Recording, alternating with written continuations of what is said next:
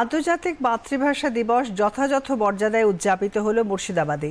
জেলা জুড়ে বিভিন্ন সংস্থা ও সংগঠনের পক্ষ থেকে আয়োজিত অনুষ্ঠানে ভাষা আন্দোলনে এই জেলারই ভূমিপুত্র শহীদ আবুল বরকতের গৌরবময় সংগ্রামের কাহিনী তুলে ধরা হয়। মায়ের যত্ন দেয়, মায়ের মতো করে লালন পালন করে। ও আমার দেশের মাটি, তোমার বয়ে একাই বাঁধা। 21 ফেব্রুয়ারি যে আন্দোলন, সেই আন্দোলনটা যে ইতিহাস পর্যবেক্ষণ করে আজকের দিনে কেন এটা হলো এবং গুরুত্বটা কোথায়, শুধুমাত্র দুটো উৎসবের বড় কথা নয়, দুটো গান বাজনা বড় কথা নয়, ব্যক্তি জীবনে, সামাজিক জীবনে যাতে বাঙালি সংস্কৃতি, বাঙালি ভাষা, বাংলা ভাষা এগুলো প্রয়োগ হয়, সেটা আমাদের উদ্যোগ করতে হবে। যেটা আমরা সরে যাচ্ছি, ভাষা হচ্ছে মানুষের শিকড়, সেই শিকড় থেকে যদি সরে যায় তাহলে সেই জাতি থাকে না, যে সেই সমাজ থাকে না। তো আশা করব আজকের দিনে সারা দেশে মানে আমাদের বাঙালিরা যেখানে থাকুন, দেশে বিদেশে সবাই এই দিনটাকে উদযাপন করবে।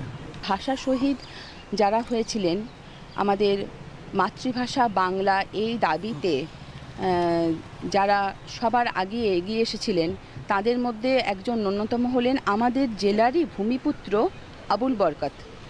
ভাষা শহীদদের শ্রদ্ধা জানানোর জন্য এবং তাদেরকে আরও বেশি স্মরণ করে আমরা যাতে বাংলাতেই আমাদের দৈনন্দিন জীবনের কাজকর্ম সমস্ত করতে পারি এবং আমাদের মাতৃভাষা যে বাংলা, এটাকে যে আমরা ভুলে যাচ্ছি, আমরা যেন আমাদের শিকড়কে ভুলে না যাই এবং সেই সমস্ত ভাষা শহীদদের আমরা স্মরণ করছি।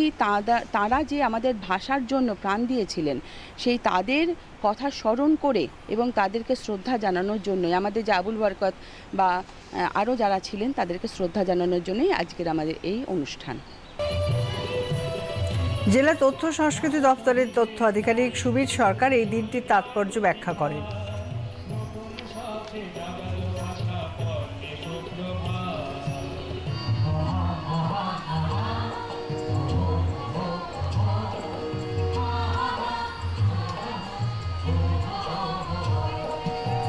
তথ্য সংস্কৃতি দপ্তর রয়েছে জেলা এবং মহকুমায়। প্রত্যেকটি দপ্তর তার নিজ নিজ স্থানে বিভিন্ন সাংস্কৃতিক দলকে ডেকে কখনো কখনো আলোচনা করে এই দিনটির তাৎপর্য মানুষের সামনে তুলে ধরা এবং এই দিনটিকে স্মরণ করবার ব্যবস্থা করা হয়েছে। তারই অঙ্গ হিসেবে মুর্শিদাবাদ জেলায় বহরমপুর রবীন্দ্র সদনে এই দিনটি পালিত হচ্ছে।